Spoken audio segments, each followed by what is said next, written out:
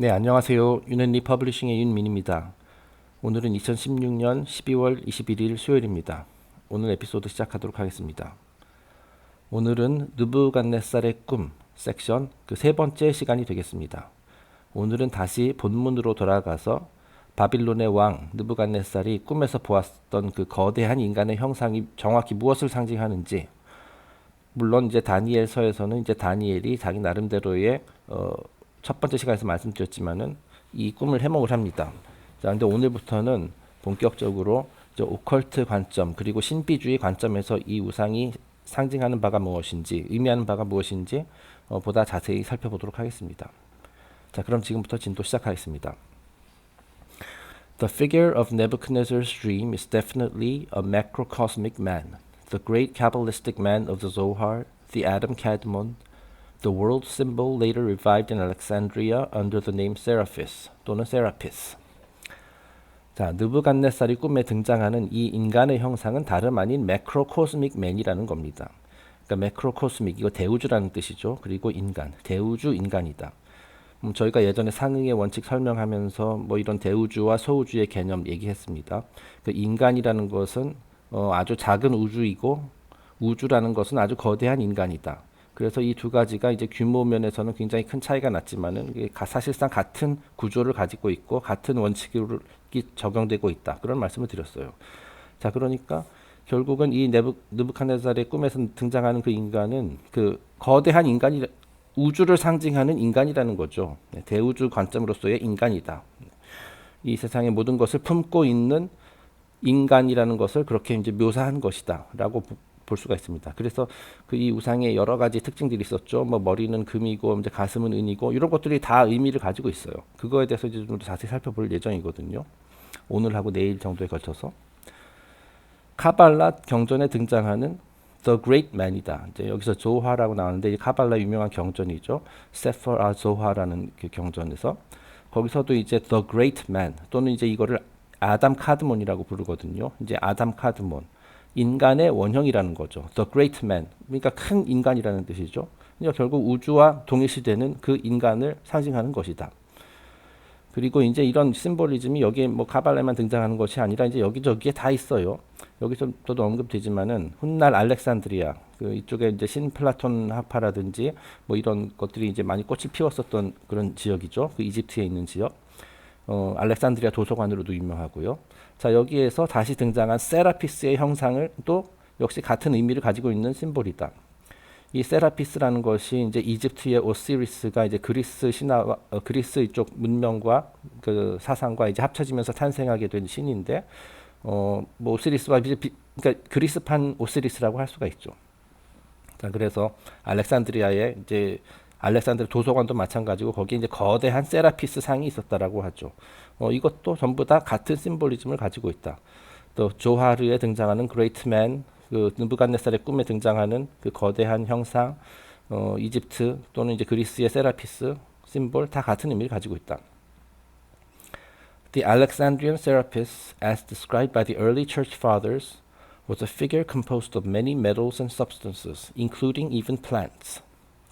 자, 알렉산드리아의 세라피스 역시 지금 느부갓네살의 꿈에 등장하는 의상처럼 아주 다양한 금속과 물질, 심지어 식물까지 혼합된 형상으로 이렇게 표현이 됐어요. 자, 그러니까 이 거대한 인간이 그 우주를 상징하는 것이기 때문에, 그죠? 그 우주는 거대한 인간이라고 말씀드렸죠.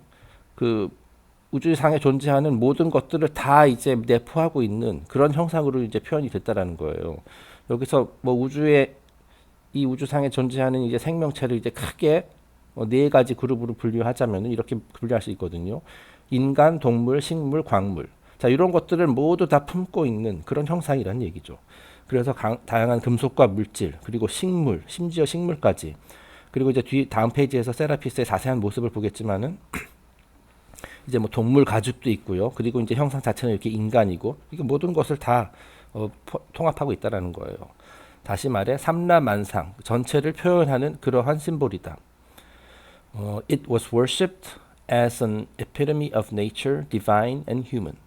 그리고 자연, 신성, 인간 이런 것들을 전체를 의인화한 그러한 심볼이다라는 겁니다.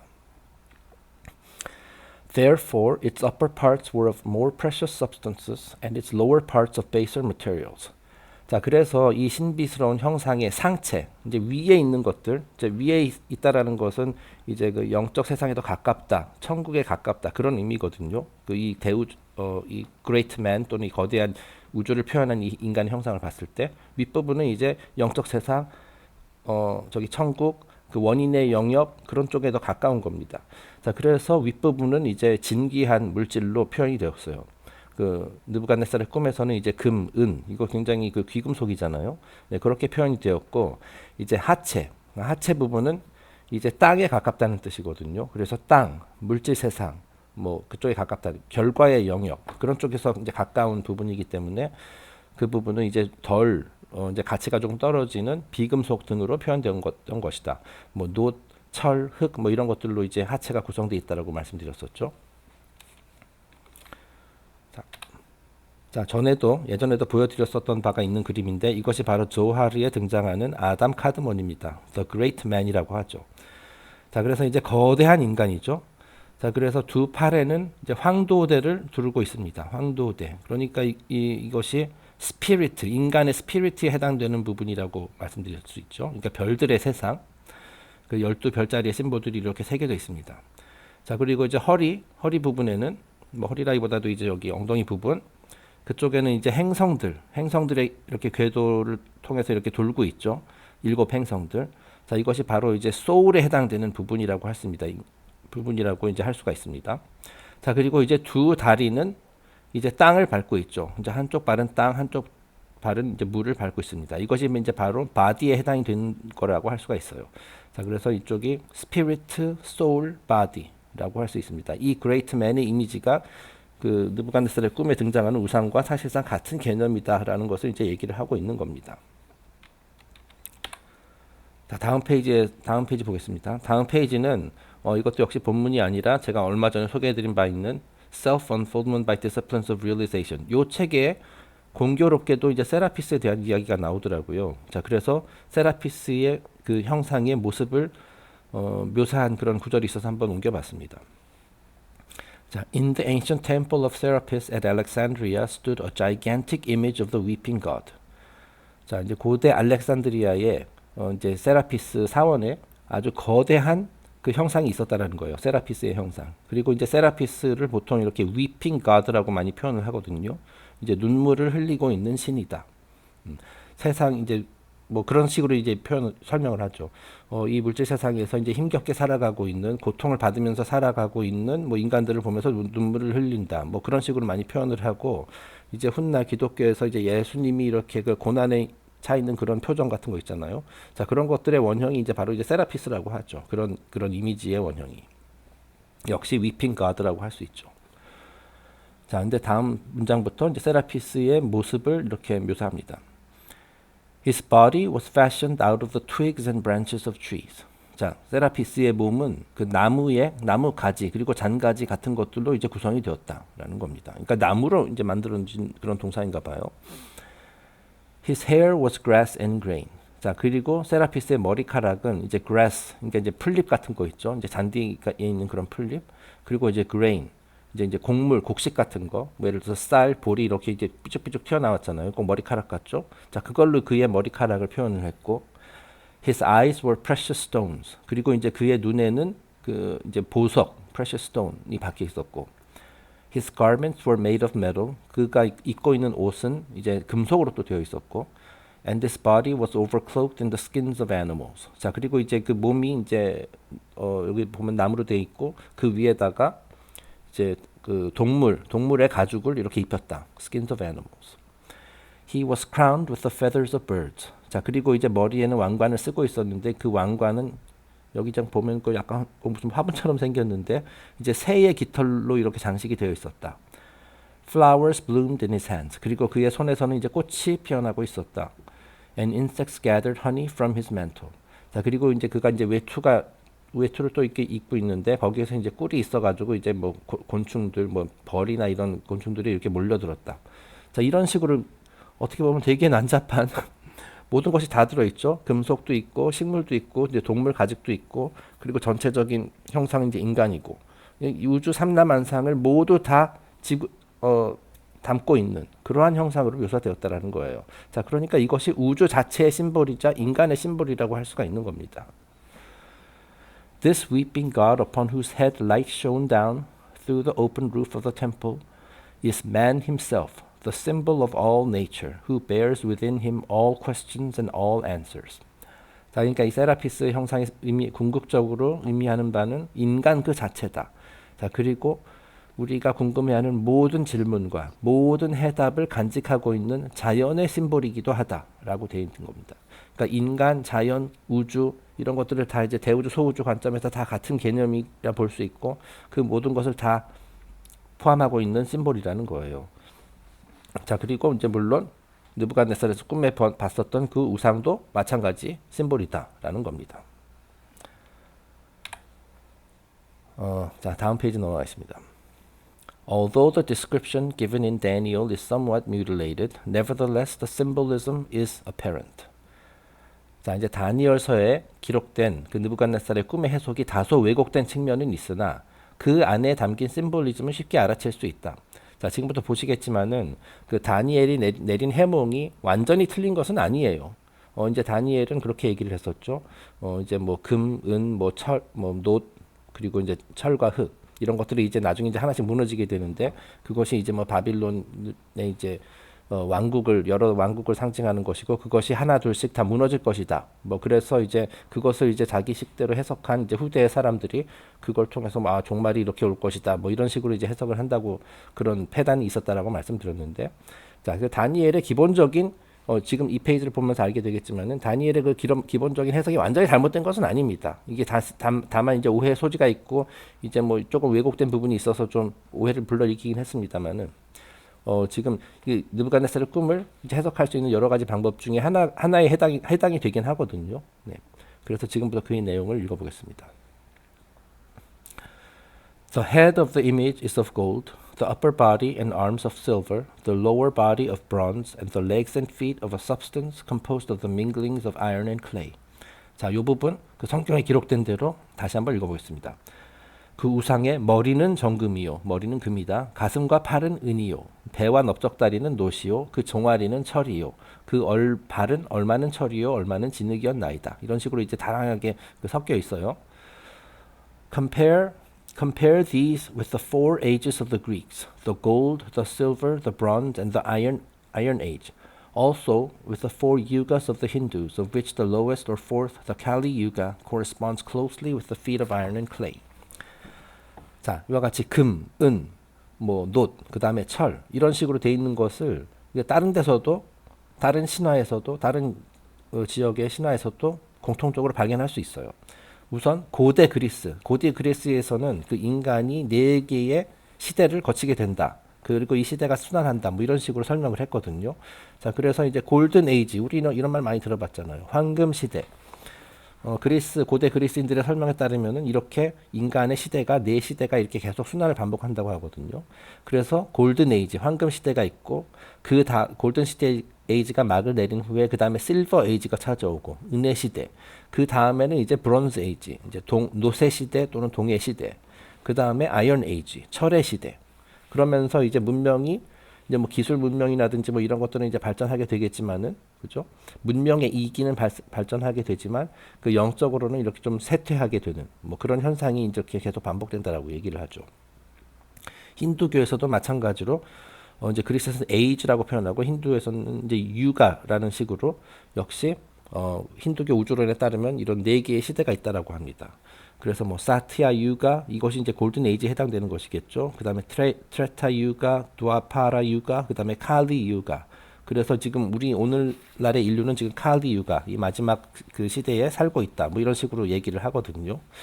자, 그러니까 이제 다니엘은 이 꿈을 해석하면서 이 네 가지가 이제 하나의 왕국이다라고 이제 표현을 했고, 이제 다른 문명에서는 이제 일종의 시대다, 에이지 또는 유가다, 뭐 이런 식으로 설명을 했다라는 거예요. 근데 그런 관점에서 봤을 때 다니엘의 해몽도 어느 정도 맞는 부분도 있어요. 네.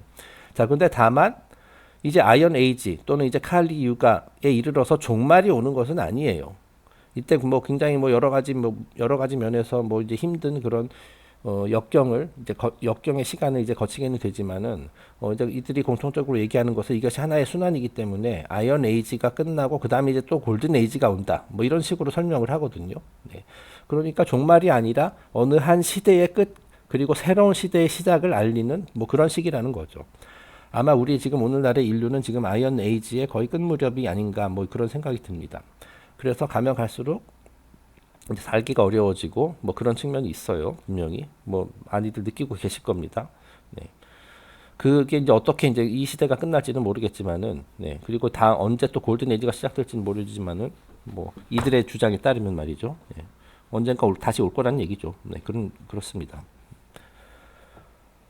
이제 그리스에서는 이제 헤시오도스라는 그 이 사람이 기원전 한 700년, 800년 뭐 그때 살았던 사람인데 뭐 시인이라고 할 수 있죠. 시인이자 동시에 뭐 작가라고 해야 되나?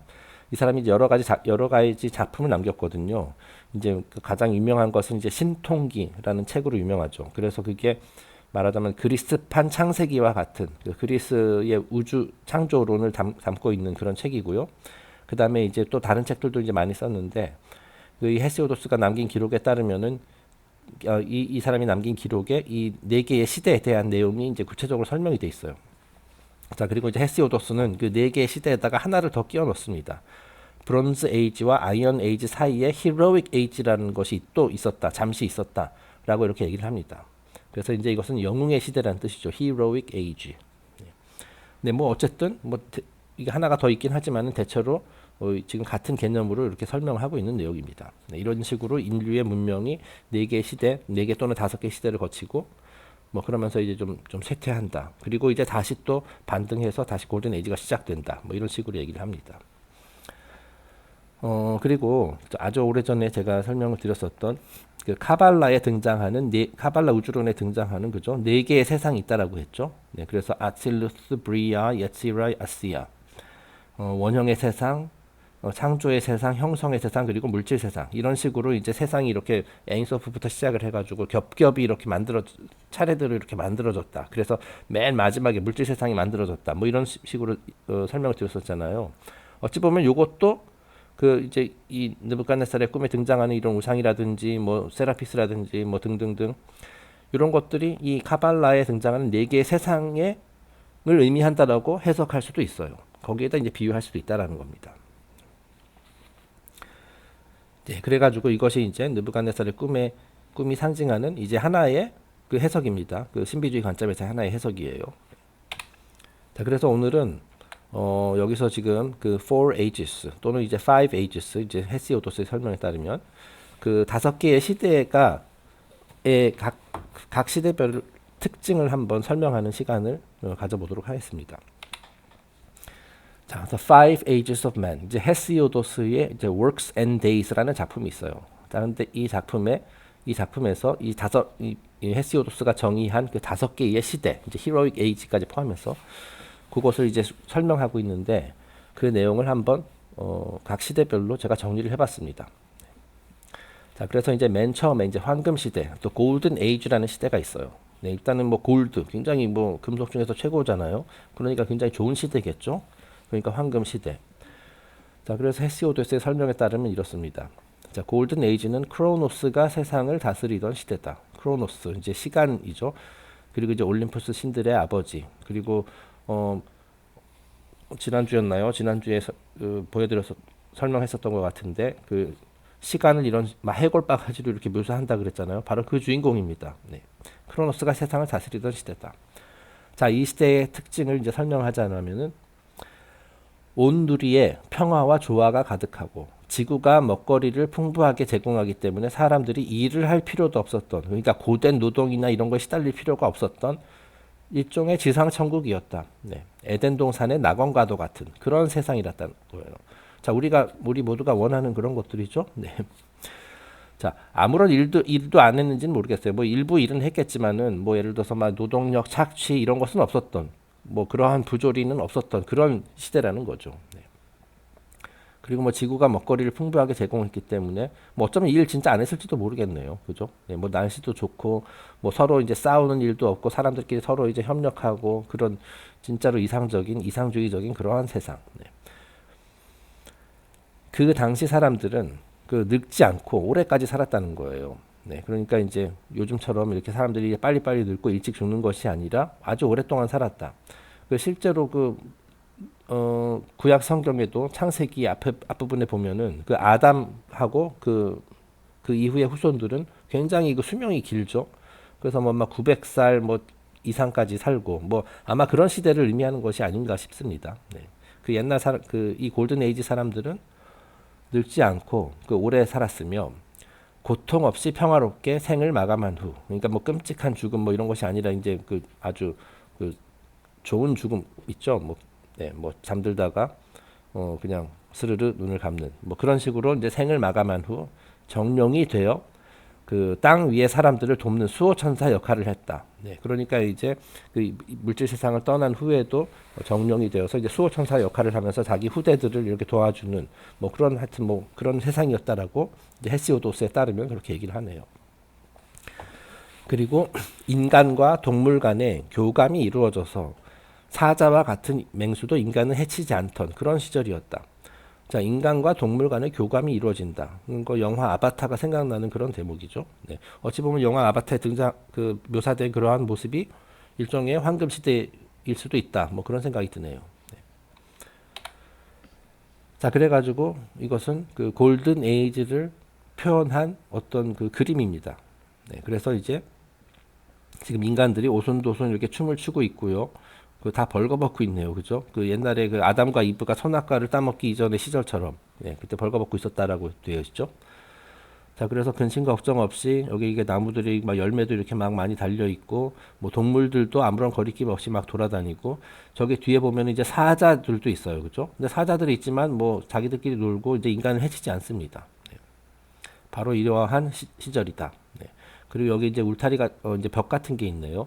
요거 없다 보니까 또 그게 생각나는 게 뭐냐면 예전에 그 에덴 동산 설명하면서 그죠? 에덴 동산의 중심에 이제 낙원이 있다라고 했고 그 낙원은 이렇게 이제 경계선이 이렇게 있다라고 그 말씀을 드렸었죠. 그게 이제 생각나는 그런 대목입니다. 자, 그래서 이제 한동안 이 골든 에이지가 이제 지속이 되다가 그 다음 시대가 다 찾아오게 되는데 다음 시대는 실버 에이지입니다. 이제 그러니까 골든 에이지보다 이제 한 단계 떨어진 거죠. 그러니까 영적인 면에서 의식의 면에서 약간 떨어졌다. 뭐 그렇게 볼 수가 있을 것 같아요. 그 이제 실제로 이제 그 뭐 맨니 피오시도 그렇고 다른 이제 고대 철학자들도 같은 얘기를 하지만은 그 이게 항상 영적인 거랑 물질적인 거랑 이렇게 이제 서로 반대 방향으로 이렇게 간다라고 해요. 그 옛날 사람들은 아주 옛날 사람들은 이런 지적 능력 뭐 이런 것들이 이제 많이 떨어졌기 때문에 지금 현대인에 비해서 그때 그 당시에는 이제 이 물질적인 현상, 물질 세상 이런 것의 원리를 이해하지 못해가지고 굉장히 많은 그 어려움을 겪었었다고 하죠. 아주 옛날 사람들은. 그래서 그들은 어떤 지적 능력보다도 어떤 뭐 직관이라든지 의식의 힘 그런 것들이 오히려 더 많이 발달했었다라고 해요. 자, 하지만 그런 사람들이 이제 많은 세월이 흐르고면서 이제 물질적인 현상 이런 것들을 이제 조금 더 많이 공부하고 더 이해하게 되잖아요. 자, 그러면서 그 어떤 지적 능력에 더 의존하게 되고 어떤 그런 영적 능력이라 해야 되나 그런 쪽에 대한 의존도는 가면 갈수록 조금씩 떨어졌다라고 해요. 자, 그래서 영적인 능력은 영적 능력 하니까 좀 이상한데 그 능력은 가면 갈수록 퇴보하고 그 다음에 지적 능력은 가면 갈수록 증가하고 그래서 이제 과학 기술은 이제 최첨단 오늘날 그 최첨단의 수준까지 이르렀지만 그 영적 관점에서는 이제 어떻게 보면 바닥에 떨어졌다. 뭐 이렇게 볼 수가 있거든요. 자, 그러니까 여기서 이제 골드, 실버, 브론즈 가면 갈수록 이게 그 금속의 가치가 이제 더 떨어지잖아요. 자, 그러니까 이것은 인간의 영적인 뭐 그런 가치관이라든지 그런 수준, 영적 능력 수준이 가면 갈수록 떨어진다. 뭐 이렇게 보시면 될 것 같습니다. 자, 그래서 어쨌든 골드 다음에 이제 실버 에이지가 와요. 실버, 은이죠. 그러니까 금보다 한 단계 떨어지는 그런 시대인데, 자, 실버 에이지는 이런 식으로 묘사되고 있습니다. 이때는 그 크로노스의 이제 재임이 이제 끝나고 재임 기간이 끝나고 그 다음에 이제 제우스가 그를 대신하여 세상을 다스리던 시대가 오는 겁니다. 이제 제우스가 이제 그리스 신화에서는 크로노스의 아들이죠. 그리고 이제 말하자면 제우스가 아버지 크로노스를 몰아냈죠. 왕좌에서 몰아내고 자기가 이제 왕이 됩니다. 올림푸스의 왕이 되죠. 제우스가 세상을 다스리던 시대다. 자, 이제 헤시오도스에 따르면 이때부터 인간들끼리 서로 싸우고 죽이기 시작했어요. 그러니까 최초의 살인 사건이 나는 시기가 시대가 바로 이 실버 에이지가 되는 겁니다. 자, 저희가 예전에 그 구약 성경에서 다루었었던 가인과 아벨의 이야기, 그 최초의 살인 사건이죠. 이게 이제 이게 그 떠오르는 그런 대목이 됩니다. 자, 그리고 헤시오도스에 따르면 이 실버 에이지에 접어들면서 인간의 수명이 그 아주 길었다가 100살 정도로 단축되었다라고 이제 얘기를 하거든요. 자, 근데 흥미롭게도 이제 성경에서도 이제 뭐 아담 그리고 이제 그 밑에 자식들 그 밑에 한 5대 6대 뭐 하여튼 가까운 그 후손들까지는 이제 수명이 굉장히 길었는데 뭐 한 노아 때까지만 하더라도 그런데 성경에서도 이제 모세대에 이르러 인간의 수명이 120년으로 단축되었다고 이제 기록이 돼 있거든요. 자, 그러니까 뭐 비슷한 측면이 많이 있죠. 네. 이 시대의 인간은 그 신을 더 이상 섬기지 않게 됩니다. 네, 여기서 이제 신이라는 것은 물론 뭐 어떤 존재가 아니라 제가 늘 얘기하지만 어떤 존재가 아니라 이제 법을 의미하는 것이다. 자연의 법, 우주의 법 이런 걸 의미하는 거예요. 그것을 더 이상 섬기지 않는다라는 것은 그런 그 영적인 법칙 그런 것들을 이제 조금씩 무시하기 시작했다라는 얘기죠. 네. 더 이상 섬기지 않고 뭐 예를 들어서 나는 인과관계 법칙, 나는 그거 피해갈 수 있어, 뭐 이런 식으로 생각하기 시작했다라는 거예요. 그리고 이에 진노한 제우스가 불경한 자들을 처단하기에 이르는다. 그러니까 이제 벌을 내리기 시작했다라는 거예요. 그건 당연한 얘기예요. 자기가 신을 더 이상 섬기지 않는다. 이거는 자연의 법칙을 위반했다라는 거거든요. 자, 그러면은 그 자연의 그 법칙이 작용해가지고 그에 따른 대가를 치르게 해주거든요. 그거를 이제 진노한 제우스가 불경한 자들을 처단했다. 이렇게 표현하는 거예요. 그러니까 이거는 그냥 자연스러운 현상입니다. 자연의 법칙을 어기는 순간 그에 따른 대가를 치르게 된다. 네, 그런 겁니다. 자, 이 실버 에이지의 살았던 인간들은 이제 죽은 후 이제 더 이상 뭐 골든 에이지처럼 뭐 수호 천사가 돼서 뭐 후손들을 이렇게 뭐 도와주고 이러는 것이 아니라 축복받은 영혼이 되었다고 이렇게 표현이 됐네요. Blessed spirits. 그래서 지하 세계로 가게 된다. 하데스로 가게 된다. 네. 여기서 가서 뭐 끔찍한 고통을 받는다는 것이 아니에요. 그것이 아니라 이제 축복받은 영혼이잖아요. 그러니까 여기 가서 이제 영혼들 그러니까 이제 육신을 떠난 자들 그들을 위한 세상으로 이제 가게 된다. 뭐 그런 의미에서의 하데스입니다. 여기서는. 자, 그래서 역시 이제 그 실버 에이지를 표현한 그런 그림입니다. 그 역시 이제 사람들이 옷을 벌거벗고 있네요. 자, 그런데 여기서 뒤에서 보시면은 어떤 사람이 이제 몽둥이를 들고 다른 사람을 이제 내려치는 싸우고 있는 그런 장면이 있죠. 네. 그렇습니다. 이제 뭐 타로 카드가 갑자기 생각나는데 이제 타로 카드 이제 5번 지팡이 카드 그 라이더 웨이트에서 보면은 이제 몽둥이를 들고 사람들이 이제 싸우는 뭐 힘을 겨루는 그런 장면이 있는데 그 이미지를 연상시키는 그런 이미지입니다. 네. 그래서 이제 싸움질을 하기 시작했고 심지어 살인까지도 일어나게 된다. 실버 에이지에 들어서. 네. 그러니까 가면 갈수록 자, 인간이 저런 이제 도구를 쓰는 법을 익히게 된 거예요. 저런 몽둥이 이용해 가지고 이제 사람을 이제 뭐 아프게 할 수 있고 때려 눕힐 수 있다. 이런 식으로 이제 물질을 조금 더 잘 이해하게 됐는데 반면에 이제 영적으로는 이렇게 막 살인, 뭐 증오 이런 것들이 생겨나고 이제 퇴보를 하게 된 거죠. 자, 그러면 그 다음은 이제 브론즈 에이지죠. 이제 노새 시대 또는 동해 시대. 이제 성경에서 이제 노시라고 많이 표현을 하는데, 자, 이제 한 단계 더 떨어진 겁니다. 네, 이제 금, 은, 은까지만 하더라도 귀금속인데 이제 더 이상 이제 귀금속이 아니죠. 자, 브론즈 에이지. 어떻게 보면 뭐 청동기라고 우리말로 그대로 번역하면 그죠? 청동기라는 말도 되네요. 자, 이때부터 이제 금속을 어떤 도구로 쓰기 시작하는 시대죠. 그래서 헤시오도스에 따르면 인간들이 전쟁에 열광하는 시대다. 그래서 이제 청동 무기와 갑옷을 개발하기 시작해요. 자, 그러니까 이제 그 지구에서 그 지구라는 땅에서 난 이런 금속을 가지고 그것을 이제 막 다듬어서, 그죠? 무기를 만들기 시작했다는 거예요. 자, 그래서 이 무기는 누군가를 다치게 하기 위해서잖아요. 누군가를 죽이기 위해서. 그리고 남이 나를 죽이는 것을 보호하기 위해서 이제 갑옷을 개발을 하게 되고, 네, 그리고 뭐 쇠로 된 그런 갑옷을 말하는 거죠. 자, 이 부분 보니까 그 예전에 저희가 또 다루었었던 그 두발 가인의 이야기가 생각나네요. 이제 가인이 이제 최초의 살인자였고 자기의 그 불타오르는 그 감정 이런 거를 주체하지 못해서 다스리지 못해서 이제 살인을 저질렀었고 그게 이제 여러 대에 걸쳐서 내려오는 그 후손 중에 이제 두발 가인이라는 사람이 있었죠. 이 두발 가인이 이제 대장장이인데 이 사람이 최초로 이 철을 재련해 가지고 무기가 아니라 농기구를 만든 사람이었다. 그런 말씀 드렸었죠. 자, 그러니까 이런 금속을 이제 살상용으로 쓰는 것이 아니라 땅을 일구기 위해, 그렇죠. 이제 평화적인 목적으로 이제 그 금속을 다스린 그런 최초의 인간이 바로 두발가인이었다. 뭐 그런 말도 생각이 납니다.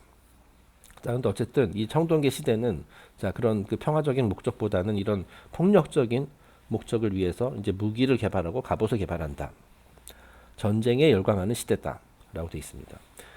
자, 브론즈 에이지의 인간은 죽은 후 이름 없는 영혼이 되어 지하 세계로 가게 된다. 네, 그러니까 은혜 시대까지만 하더라도 이제 축복받은 영혼이라고 했는데 여기서 브론즈 에이지는 이제 이름 없는 영혼이 되어서 그냥 뭐 무명인이 돼서 네, 잊혀졌다, 뭐 그런 뭐 기억 속에서 잊혀진다, 뭐 그런 의미가 아닐까 싶습니다. 네, 그래서 지하 세계로 가게 된다. 자, 이제 브론즈 에이지까지만 하더라도 이제 제우스가 다스리고 있었나 봐요. 참다 못한 제우스가 인류를 멸하기 위해 대홍수를 내립니다. 네, 그리스 신화에 따르면. 자, 그러니까 이것도 그 성경 이야기랑 이제 또 매핑이 되는 거죠. 노아의 대홍수가 또 떠오르죠. 자, 하지만 프로메테우스의 아들 데우칼리온 부부가 아버지의 도움을 받아 큰 상자를 제작하여 화를 면하게 된다. 그래서 인류가 이제 멸종을 하지 않았다라는 얘기죠. 네, 역시 똑같은 얘기죠. 이제 여기서 이제 데우칼리온이라는 사람이 이제 그 구약 성경에 등장했었던 노아가 되는 겁니다. 그래서 아버지의 도움을 받아 큰 상자를 제작하여 화를 면했다. 네. 그 기억하실지 모르겠지만 그 노아의 방주라는 것도 우리가 생각하는 그런 배가 아니라 거대한 상자였다고 말씀을 드렸었죠. 아크를 하면은 이것은 상자다. 항상 기억해야 됩니다. 네, 여기서는 뭐 저 그리스 쪽에서는 아예 그냥 구체적으로 큰 상자라고 이제 얘기를 하고 있어요. 그렇습니다. 네, 그래서 이제 브론즈 에이지를 표현하고 있는 그림입니다. 네, 그래서 이제 다들 이제 창을 하나씩 들고 있죠. 금속으로 이제 금속을 다스리는 그 불을 사용하고 뭐 그런 방법을 기껏 익혔더니만 그걸로 이제 무기를 만들고 방패를 만들고 갑옷을 만들고 이제 살상용으로 쓰기 시작했다라는 거예요. 그래서 아주 막 피가 튀기는 그 뭐 사륙의 시대였던 모양입니다. 자, 그리고 이러한 와중에 이제 두발가인이 철은 저런 목적으로 써서는 안 된다. 이거는 우리가 좀 더 잘 살 수 있도록 농기구를 만들어야 된다. 해서 이렇게 이제 두 가지 이제 불. 그러니까 철을 다스릴 수 있는 건 불이란 말이죠. 그리고 이제 불의 마스터가 이제 가인의 후손들인데 이제 두발 가인은 그 불을 올바른 방향으로 이제 사용하기 시작한 사람이라는 거죠. 예. 자, 그러니까 이제 우리 이런 뭐 불이든 물이든 이런 것들은 전부 다 뭐 선한 것도 아니고 악한 것도 아니에요. 이거를 우리가 어떻게 쓰느냐가 항상 우리 의식 상태에 따라서 좋은 목적으로 사용할 수도 있고 뭐 폭력적인 목적으로 나쁜 목적으로 사용할 수 있고 이런 겁니다. 네. 자, 그리고 이제 그 헤시오도스에 따르면 자, 이 원래 브론즈 에이지 다음에 이제 아이언 에이지, 철의 시대가 오는데 바로 그 중간에 잠시 동안 더 히로익 에이지라는 게 있었어요. 그러니까 히로, 영웅이란 뜻이죠. 영웅들의 시대. 영웅들이 활보하던 시대라는 말이죠. 자, 그래서 히로익 에이지의 설명은 이와 같습니다. 자, 데미갓과 영웅들이 이 지구상을 활보하던 시대다. 네, 어떻게 보면 이게 두 가지가 이제 비슷한 개념이긴 한데 데미갓, 그렇죠? 반신반인이라는 뜻입니다. 그리고 이제 영웅, 히로 또는 슈퍼맨. 네, 슈퍼맨, 그러니까 초인이라는 뜻입니다. 초인. 예를 들어서 뭐 그리스 신화에는 숱하게 많은 영웅들이 등장하죠. 뭐 헤라클레스, 이아손, 오디세우스, 아킬레스 등등등. 그리고 이 시대의 사람들은 죽은 후 엘리지움으로 가게 된다라고 이제 얘기를 했습니다. 엘리지움 이런 제목의 영화도 있었죠. 그러니까 엘리지움이 일종의 천국입니다. 그리스에서 말하는 천국. 뭐 이제 또 엠피리언 뭐 이런 식으로도 얘기를 하고. 자, 그렇다면 여기서 말하는 그 영웅이 무엇이냐? 영웅의 정의 그리고 특성. 이건 제가 이제 매니 아저씨가 쓴 다른 여러 소스를 이용해 가지고 이제 정리한 건데요. 자, 인간으로서 할 수 있는 것은 다 하고 자기 자신을 초월하는 단계로 진입하는 상태. 네, 그러니까 이것이 뭐냐면 인간은 맨이잖아요. 맨. 자, 그런데 자기 자신을 초월하는 단계로 진입하는 상태. 그러니까 그래서 이제 슈퍼를 붙이는 거예요. 이 슈퍼라는 것은 이제 위라는 뜻이거든요. 그러니까 맨보다 위에 있다. 네, 그래서 슈퍼맨. 그리고 이제 서브는 아래에 있다라는 뜻이고. 그러니까 슈퍼맨이라는 것은 그 인간은 이제 초인적인 인간이 된다. 뭐 그런 뜻이에요. 그런 초인적인 인간이 되기 위한 단계로 진입하는 상태다. 네. 예전에 그거 기억나시죠? 그 신은 스스로 돕는 자를 돕는다. 뭐 그런 얘기 했었잖아요. 자, 그래서 이제 인간이 할 수 있는 그런 능력이 인간의 능력으로서 할 수 있는 일들이 있다 이거죠. 자, 그래서 그걸 가지고 자기가 최선을 다해서 어느 정도 하면은 그때는 이제 그 다음에는 신이 또는 이제 신성 천국에서 이제 손을 내밀어서 이제 끌어올려 준다. 그런 말씀 드렸었잖아요. 바로 그 상태를 말하는 겁니다. 인간으로서 할 수 있는 건 다 했다는 거죠. 진인사 대천명 뭐 그런 얘기도 했었습니다. 네. 인간으로서 할 수 있는 거 다 한 다음에 그 다음에는 이제 하늘의 뜻에 맡긴다. 뭐 그런 말. 예. 그 상태를 말하는 겁니다.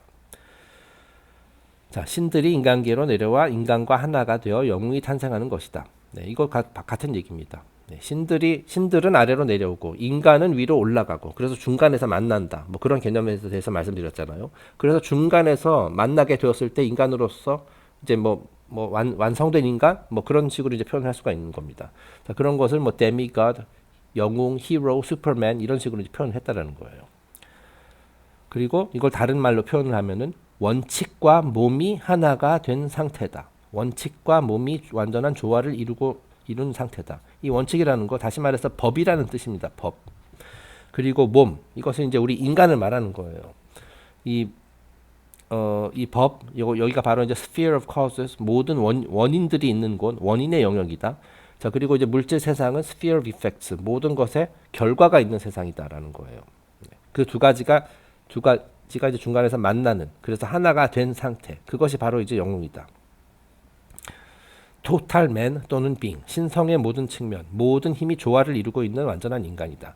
네, 그러니까 이제 그 동물적인 인간이 아니라 이제 우리는 인간이라는 것은 굉장히 뭐 소울이라는 것도 있고 이런 잠재력이 있고 우리가 원래 온 것은 뭐 우리는 영적인 존재다 뭐 이런 것들을 다 깨달아 가지고 완전한 인간이 된 사람, 그걸 말하는 겁니다. 뭐 그리고 뭐 truth seeker, 그리고 제일 중요한 게 이거죠. 전생 또는 이번 생에서 그 내가 영적으로 성장하는 것을 삶의 목표로 삼고, 그렇죠, 명확하게 이걸 목표로 삼았어요. 근데 이게 삶의 목표가 무엇인지 알게 된 사람. 네. 그리고 그 목표를 위해서 헌신과 봉사의 길을 걷기 시작한 사람. 자, 이런 것이 바로 이제 영웅이다라고 이제 고대 그리스에서는 정의를 했습니다. 자, 그러니까 예전에 다 했었던 얘기예요. 뭐 저희가 뭐 두 번 태어난 자 뭐 그런 얘기도 했었고, 뭐 부활의 개념, 그죠? 이건 육신의 부활이 아니라 이 부활이라는 것은 내가 이 세상에 왜 태어났는지, 내 삶의 목적이 무엇인지, 그것을 이제 알게 된 사람, 그거를 이제 두 번 태어난 자라고 이제 표현한다라고 말씀드렸었잖아요. 그죠? 그래서 이 삶의 목표라는 것은 내가 영적으로 성장하는 것이구나. 뭐 그런 것을 이제 알게 된 사람. 그렇게 알게 됨으로써 이제 헌신과 봉사의 길을 걷기 시작한 사람이 바로 영웅이다라는 겁니다. 그리고 이제 맨니 아저씨의 그 예전에 이 아저씨가 아마 신플라톤주의에 대해서 이제 강연을 한 내용이 있는데, 거기에서 이 영웅들을 이제 또 세 개 등급으로 이제 구분을 하더라고요. 이제 그리스 기준입니다. 그 그리스에서는, 고대 그리스에서 이 영웅들을 이제 세 가지 등급으로 그 유형으로 이렇게 분류를 했어요. 자, 그래서 그 부분도 간단하게 그 설명을 드리도록 하겠습니다. 자, 일단 영웅들도 이제 그 세 개의 단계가 있는데, 그 가장 아랫부분은 이제 플루토니언 오더라고 합니다. 여기서 플루토가 나오죠. 플루토는 이제 하데스를 말하는 겁니다. 그러니까 신들 중에 그 지하 세계 하데스 말고, 하데스라는 신이 있잖아요. 그죠? 그 플루토 또는 이제 하데스에 해당되는 그쪽의 영웅들. 자, 이 하데스라는 것이 바로 그 물질 세상을 상징하는 것이기 때문에, 그렇죠? 이것은 뭐냐면은 이제 물질 세상의 영웅이다라고 이제 볼 수가 있어요. 자, 그래서 어떻게 보면 우리에게 가장 익숙한 영웅입니다. 그 우리가 보통 영화 하면은, 영웅 하면은 영화에 등장하는 액션 히어로 뭐 그런 영웅들을 떠올리잖아요. 바로 그런 영웅들을 말하는 겁니다. 물질 세상의 영웅이다. 그래서 이제 매니 아저씨가 이런 식으로 예를 듭니다. 예를 들어서 양심, 헌신, 선의로 그 대의를 위해서, 그러니까 선을 위해서 봉사하는 정치인 또는 전사. 네, 정치인인 경우는 그런 경우는 거의 없을 거라고 보여집니다만은 전사. 그리고 선의의 명분과 국민을 지키기 위해 군대를 이끌고 싸우는 장군. 뭐 이런 사람들을 예로 들 수 있다. 자, 그러니까 전사. 이것이 뭐냐면은 영화에 등장하는 그런 영웅들이죠. 뭐 이제 뭐 나쁜 놈들을 이제 나쁜 놈들이 우리 마을을 초토화시키는 것을 막기 위해서 그에 맞춰서 싸우는 사람. 뭐 예를 들어서. 자, 그리고 국민을 지키기 위해 군대를 이끌고 싸우는 장군. 예를 들어서 우리나라가 외세의 침략을 받고 있는데 나라 국민들을 지키기 위해서 이제 전쟁터로 달려나가는 그 군대를 이끌고 달려나가는 어떤 지휘관, 장군. 자, 이런 사람들이 이제 물질계의 영웅이라는 거예요. 자, 하지만 이것은 이제 가장 하위 차원의 영웅입니다. 하위 차원의 힘인 폭력을 사용해야 된다. 네, 그렇죠. 그 액션 히어로들 다 폭력을 사용하잖아요. 그죠? 물리력을 이용을 해가지고 이제 뭐 적을 섬멸시키거나 뭐 이렇게 해야 된다라는 거죠. 자, 그래서 이들을 움직이는 원동력은 무엇이냐? Power of opinion이다. 그 opinion, 나의 생각, 나의 관점, 뭐 그런 걸 말하는 거죠. 자, 그러니까 이들은 자신이 옳다고 생각하는 일들, 자신의 오피니언에 따라서, 자신의 의견에 따라서, 아, 나는 이거 옳은 일이라고 생각해. 따라서 나는 이것을 위해서 싸울 거야. 라고 하는, 그런 것이 이제 원동력이 되어서 이제 행동하는 그런 영웅들이다. 라고 이제 볼 수가 있습니다. 어제도 우리에게 가장 익숙한 형태의 그 영웅이라고 할 수 있습니다. 자, 그런데 바로 그 위에 또 한 단계 더 높은 영웅이 있습니다. 이것은 이제 넵튜니언 오더라고 해요. 이 넵튠은 이제 포세이돈에 해당이 되는 겁니다. 자, 보시면은 여기 플루토니언, 넵튜니언, 그 다음에 주피테리언 이렇게 있어요. 자, 그래서 이것이 제우스, 포세이돈, 하데스의 이제 삼위일체가 되는 거죠. 이게 셋 다 이제 그 물질 세상이긴 합니다만은 그 물질 세상을 관장하는 그 삼위일체 신입니다만 이 플루토니언은 바디 그 중에서도 물질 세상 중에서도 바디, 넵튜니언은 소울, 그리고 주피테리안 이것은 이제 스피릿에 해당된다라고 할 수가 있어요. 자, 그러면 그보다 한 단계 위인 넵튜니언 오더의 영웅들은 무엇이냐를 살펴보겠습니다. 자, 이들의 특징은 자기 자신을 구원하는 영웅이다. 그러니까 자기를 구하는데, 즉 내 자신과의 싸움에서 이기고 내 자신이 누구인지 진정으로 이해하게 된 사람, 그러한 영웅을 말하는 거예요. 자, 그래서 대표적으로 그리스 신화에서 등장하는 영웅 중에서 이제 오디세우스를 들 수가 있습니다.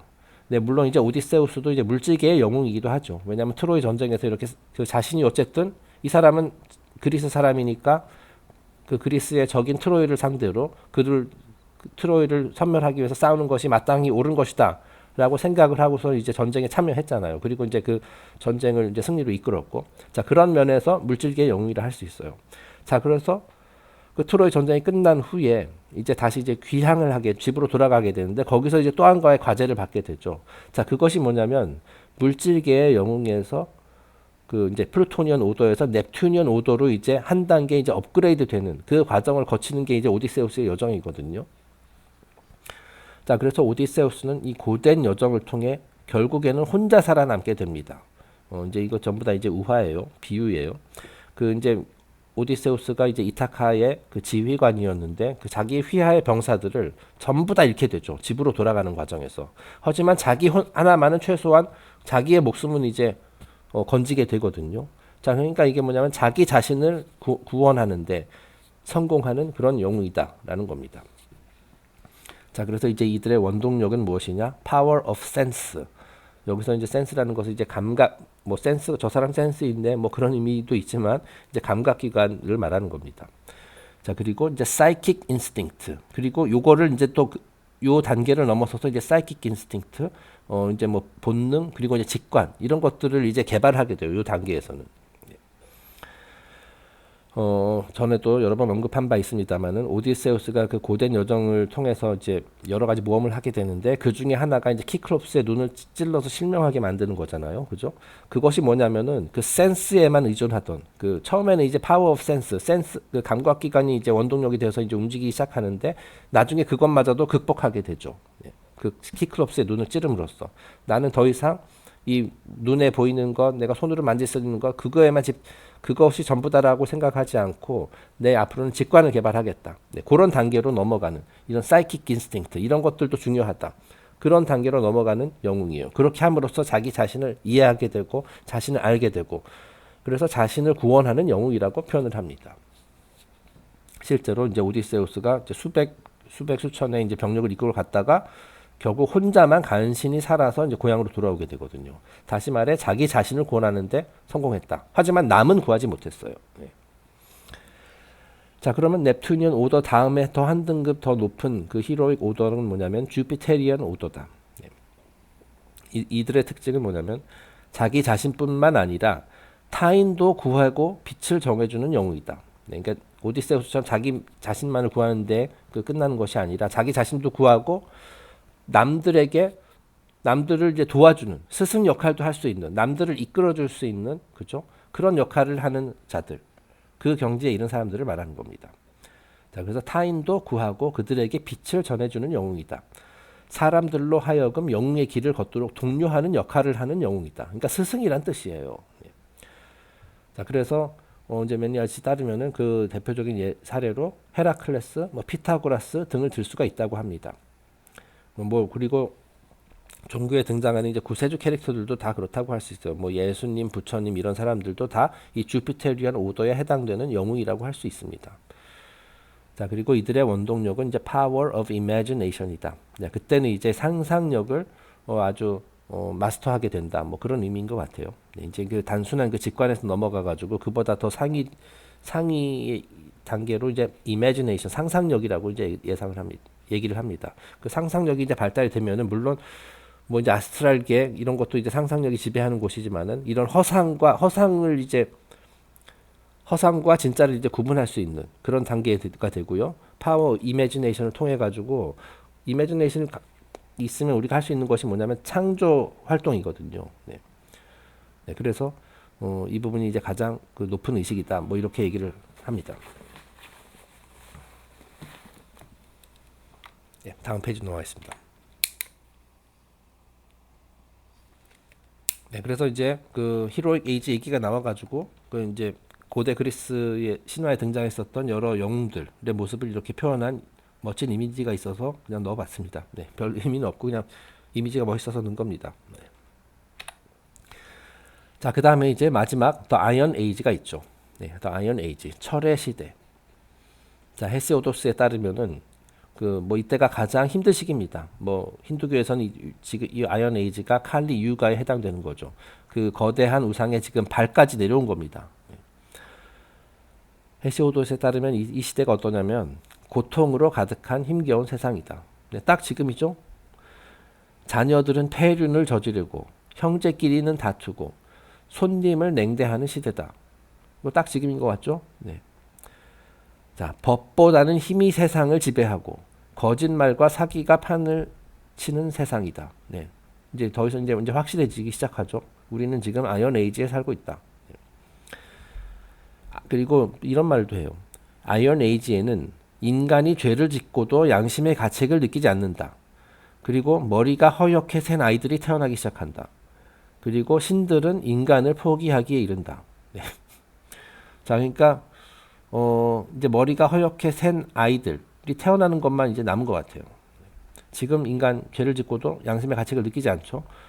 뭐가 정이고 뭐가 불이냐 이거에 대한 구분도 애매하고 말이죠. 신들은 인간을 포기하기에 이른다. 자, 어떻게 보면 자연이 인간을 포기하기에 이른다. 뭐 그렇게 볼 수도 있어요. 그리고 또 인간이 인류가 정도에서 너무나도 벗어났기 때문에 자연이 이것을 교정하기 위해서, 바로잡기 위해서 채찍을 들게 되는 뭐 그런 시대라고 할 수도 있게 되겠습니다. 자, 그럼 참고로 이 헤시오도스가 아까 얘기했듯이 뭐 기원전 7세기, 8세기 뭐 하여튼 아주 옛날 사람인데 거의 뭐 지금으로부터 한 3,000년 전의 사람인데 그 사람이 살고 있던 시대도 이미 아이언 에이지라고 얘기를 했어요. 그러니까 이제 아이언 에이지가 뭐 헤시오도스에 따르면 꽤 오래됐습니다. 네. 자, 그래서 이제 아이언 에이지의 모습을 표현한 그런 그림입니다. 네, 그때 뭐 브론즈 에이지랑 비슷하네요. 역시 사람들이 한 손에는 칼을 들고 한 손에는 방패를 들고 이제 사람들을 이제 마구마구 막 죽이고 있어요. 네, 지금 오늘날과 같은 그러한 세상이 되겠습니다. 아이고, 네. 네, 그래서 오늘은 일단은 느부갓네살의 꿈에 대한 여러 가지 이제 해석 중에서 이제 다니엘의 해몽과 거의 비슷한 이 우상의 몸의 여러 부위가 여러 시대를 인류가 경험하게 되는 여러 시대를 상징하는 것이다. 이제 다니엘은 그것을 이제 왕국으로 표현을 했고요. 그래서 이제 우리 시대라는 관점에서 한번 살펴보았습니다. 내일부터는 이 우상의 느부갓네살의 꿈에 등장하는 이 우상이 상징하는 또한 다른 여러 가지 심볼리즘들에 대해서 살펴보도록 하겠습니다. 네, 그럼 오늘 영상은 일단 여기서 마치도록 하겠습니다. 내일 또 뵙겠습니다. 감사합니다.